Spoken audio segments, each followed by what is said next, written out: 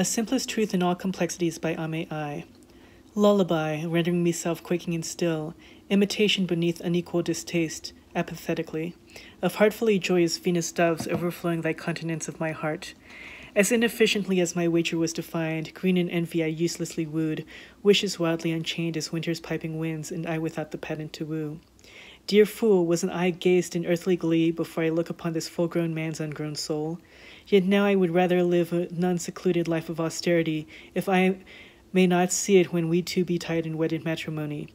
Dear Lord, I follow thee till I fall from the ends of earth, for within his freckled dimples, stained with a slyly flirting, right with women coming in crowds, in number more than shall I speak in fear I ruin any reputation he has.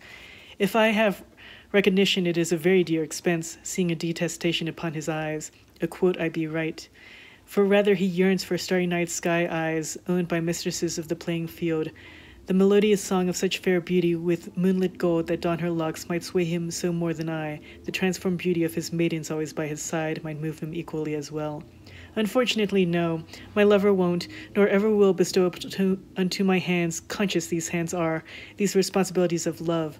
For if that may be so, I would hold still in glory and give up eagerly any else at all I own, if just to clothe this delicate thing in obedient duty and desire. Yet though I be under the advantage still, stand I erect in small but tall posture, till the King of Hearts, Cupid dear, has sent a brilliant blow my way in form of his deadly to affection leaden arrow, unlike his life of love golden one. In all protests of my crazed speech, follow him. Through disobedience I did, though advised by a friendliest company whom themselves ignore my anger waxing and waning, through throbs and pulses up a merry-go-round, myself becoming unpleasantly dizzy. But they take off any attentions concerned of my business, busily boasting of their escape from this loveless pit-fallen eye, deep-fallen eye.